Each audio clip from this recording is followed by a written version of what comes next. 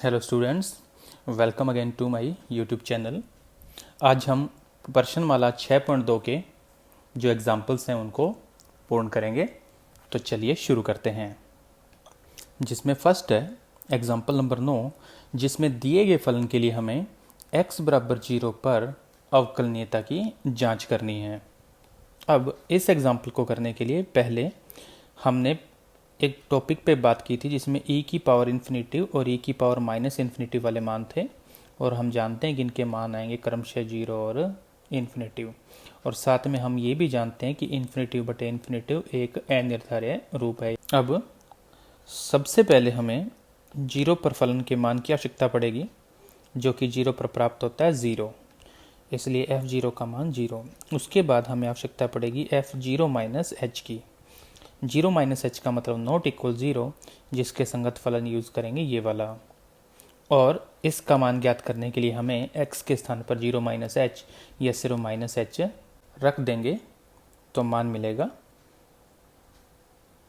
Minus H का square e की power minus 1/h minus e की पावर 1/h अपॉन e की power 1/h plus e की power minus 1/h और plus e की power 1/h।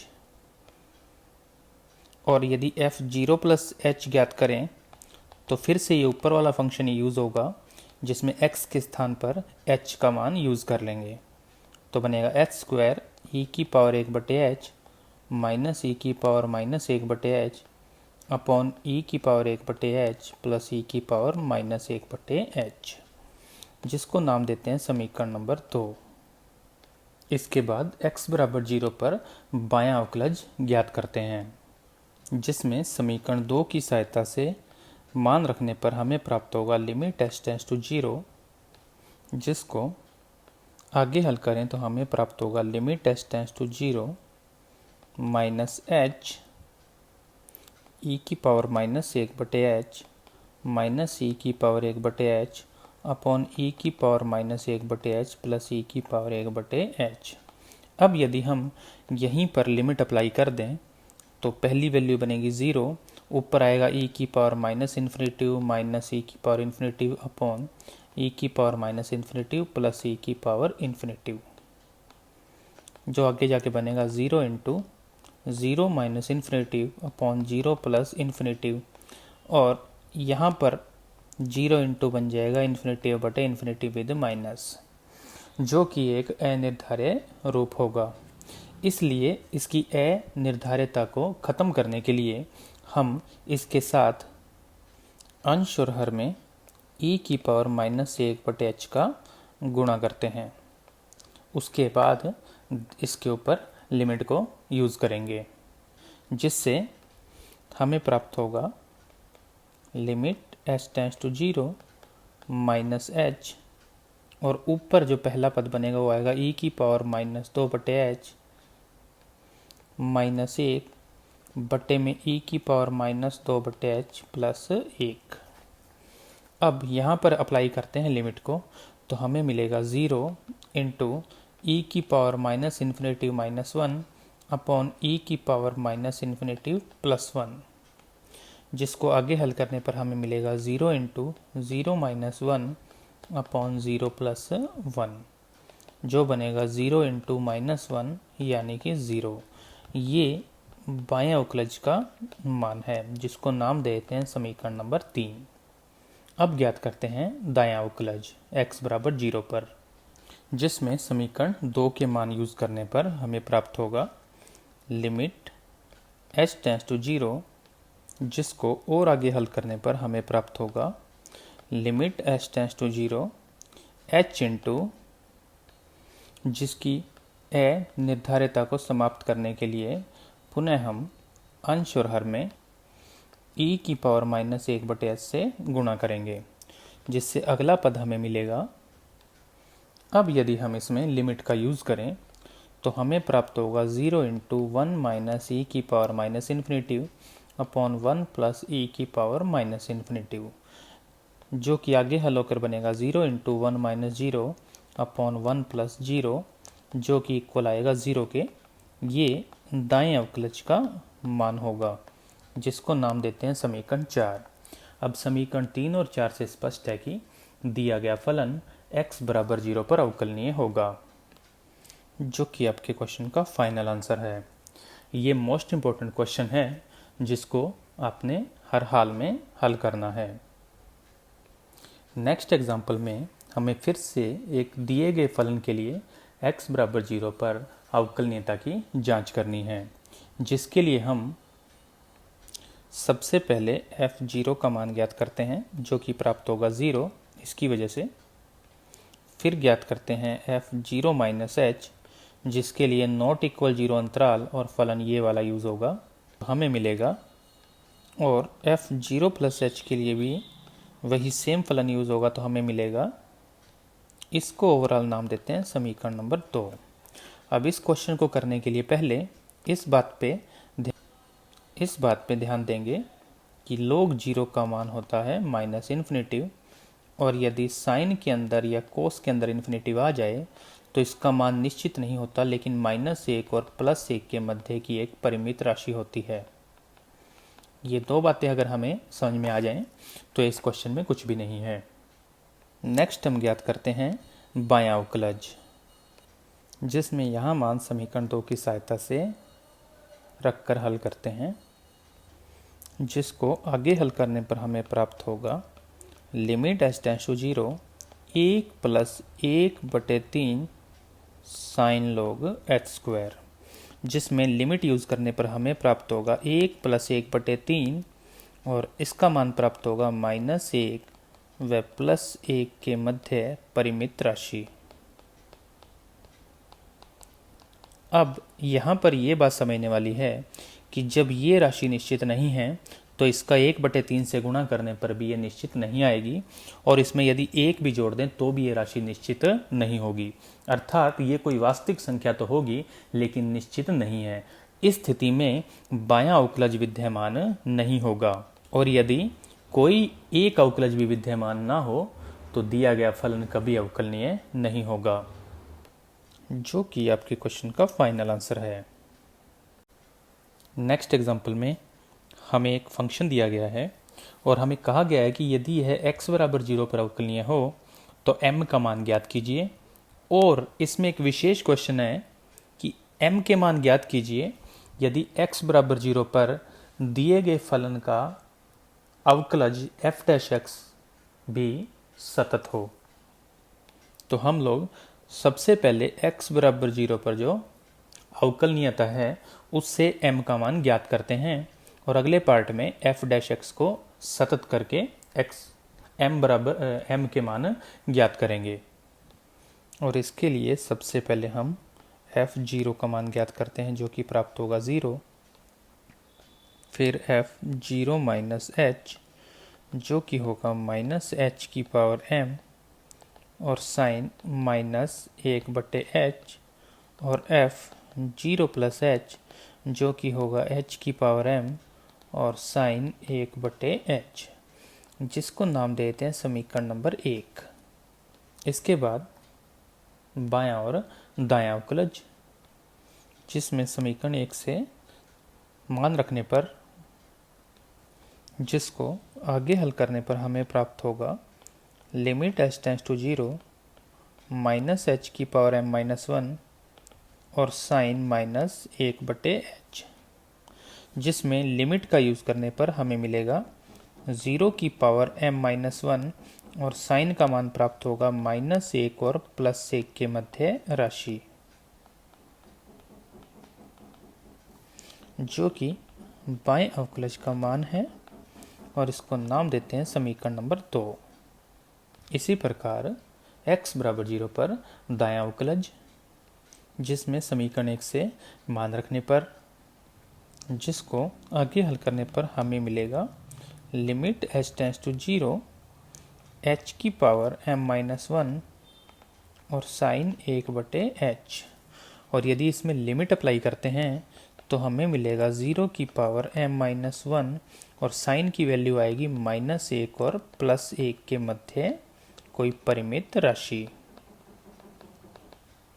ये f' 0 + 0 की वैल्यू आ रही है, जिसको नाम देते हैं समीकरण नंबर 3। अब चूंकि दिया गया फलन x बराबर 0 पर अवकलनीय है, x बराबर 0 पर अवकलनीय है, इसलिए f डैश 0 माइनस 0 इक्वल होगा f डैश 0 प्लस 0, अर्थात और ऐसा उसी वक्त संभव हो सकता है जब 0 की ये वाली घात पॉजिटिव हो यानी 0 से बड़ी हो, या इसको आगे हल करने पर मिलेगा m ग्रेटर देन 1, जो कि आपके क्वेश्चन का एक आंसर होगा।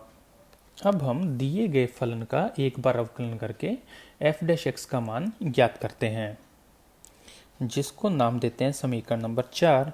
और एक काम और करते हैं, इस f डैश x को एक नया फलन gx मान लेते हैं। इसका मतलब f डैश x सतत है या gx सतत है। इसके लिए सबसे पहले फलन का मान जो होगा g0 यानी कि 0 पर फलन का मान 0, जिसको नाम देते हैं समीकरण नंबर 5। अब हम दायां या बाईं सीमा में से कोई एक सीमा ज्ञात करेंगे और इन दोनों में से कोई भी एक सीमा ज्ञात करने पर हमारा क्वेश्चन सॉल्व हो जाएगा। तो हम ज्ञात करते हैं दाईं सीमा। अब यहाँ पर gx हमने मान रखा है, तो हमने f0 प्लस 0 की जगह g0 प्लस 0 को यूज़ किया है। अब g0 प्लस h का मान यदि मैं समीकरण 4 से ज्ञात करूं तो आएगा लिमिट h टेंड्स टू 0, जिसमें लिमिट अप्लाई करने पर हमें मिलेगा, यहाँ पर एक बात देखने वाली है कि साइन 1/h का मतलब साइन इन्फिनेटिव जो -1 और +1 के मध्य राशि होगी, और इसी हिसाब से कोस इन्फिनेटिव वो भी -1 और +1 के मध्य कोई ना कोई राशि होगी, और 0 की घात बनेगी m-1 और यहाँ पर 0 की घात बनेगी m-2। इस पूरी इक्वेशन को नाम देते हैं 6। अब चूंकि दिया गया फलन यानी gx 0 पर सतत है, इसलिए g0 इक्वल होना चाहिए g0 प्लस 0 के, यानी फलन का मान और दाईं सीमा एक समान होनी चाहिए, अर्थात और ऐसा उसी वक्त पॉसिबल होगा जब 0 की घातें पॉजिटिव हों या 0 से बड़ी हों, जिसको आगे हल करने पर हमें मिलेगा m ग्रेटर देन 1 और m ग्रेटर देन 2, जिनको अगर एक साथ देखें तो उत्तर बनेगा m ग्रेटर देन 2, जो कि आपके क्वेश्चन का फाइनल आंसर है। नेक्स्ट एग्जांपल में हमें एक फलन दिया गया है जिसमें मापांक उपस्थित हैं। तो सबसे पहले हम दिए गए फलन को मापांक रहित करते हैं, और उसके लिए ऊपर आई लिंक में दिया गया वीडियो आप देख सकते हैं, जिसको नाम देते हैं समीकरण 1। और अब हमें x बराबर 1, 2 और 3 पर अवकलनीयता की जांच करनी है। तो मैं इस प्रश्न में एक बिंदु पर अवकलनीयता की जांच आपके लिए कर दूंगा और बाकी दोनों के हल करके आपके लिए छोड़ दूंगा, जिसे आप खुद सॉल्व करेंगे। तो मैं इसमें जांच कर रहा हूँ x बराबर 2 पर, जिसके लिए मैं सबसे पहले f2 माइनस h और f2 प्लस h के मान ज्ञात करता हूँ, जो होंगे 4 प्लस 4h और ये आ जाएगा 4, जिसको नाम देते हैं समीकरण नंबर 2। अब x बराबर 2 पर बायां और दायां अवकलज, जिसमें मान रखने पर हमें मिलेगा, जिसमें 4 से 4 कैंसिल और उसके बाद 4h में -h का भाग देने पर हमें मिलेगा लिमिट h टेंड्स टू 0 और -4, जो कि एक कांस्टेंट है, और इसे हल करने पर हमें प्राप्त होगा -4। यह बाएं अवकलज का मान होगा, जिसको नाम देते हैं समीकरण नंबर 3।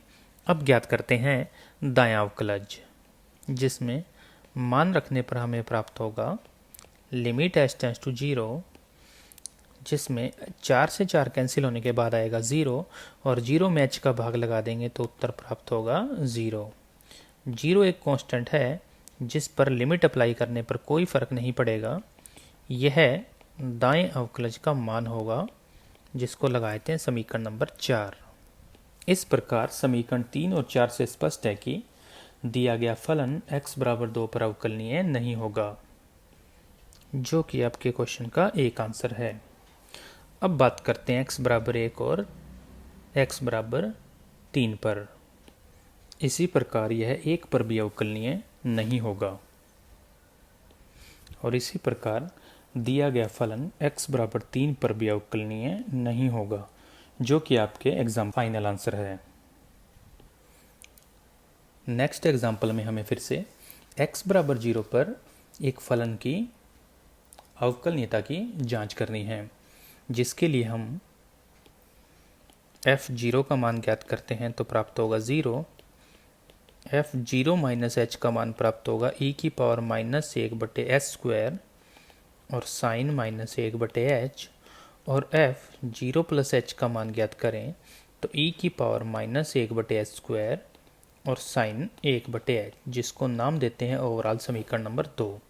अब ज्ञात करते हैं बायां अवकलज, जिसमें समीकरण 2 की सहायता से मान रखने पर हमें प्राप्त होगा लिमिट h टेंड्स टू 0, जिसको पुनः हल करने पर हमें प्राप्त होगा लिमिट h टेंड्स टू 0। इसमें इस ऊपर वाले पद को हम लोग नीचे शिफ्ट करेंगे, और साइन के अंदर वाला माइनस हम जानते हैं sine minus theta equal minus sine theta, वो इस माइनस को ख़त्म कर देगा। तो हमें ओवरऑल मिलेगा साइन 1/h बटे में h गुणा में e की पावर 1/h²। अब हम e की पावर x का एक सूत्र जानते हैं कक्षा 11 से, 1 प्लस x प्लस x²/2 अनंत तक, इस सूत्र का प्रयोग करते हैं। तो हमें e की पावर 1/h² के स्थान पर मिलेगा 1 प्लस 1/h² प्लस 1/h की पावर 4 और डैश डैश डैश। इसके बाद इस h का गुणा अंदर करते हैं, जिससे हमें अगला पद मिलेगा। इसमें हम लिमिट अप्लाई करें तो हमें मिलेगा -1 व +1 के मध्य राशि, क्योंकि ऊपर लिखा हुआ है साइन 1/h, और बटे में आप ध्यान से देखिए तो मिलेगा 0 प्लस इन्फिनेटिव, फिर से इन्फिनेटिव, और इसी प्रकार से आगे चलता जाएगा। यानी ओवरऑल बनेगा -1 व +1 के मध्य राशि, और बटे में आ जाएगा इन्फिनेटिव।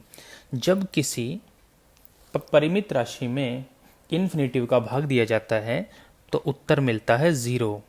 इस प्रकार से f'(0 का मान हमें प्राप्त होगा 0, जिसको नाम देते हैं समीकरण 3।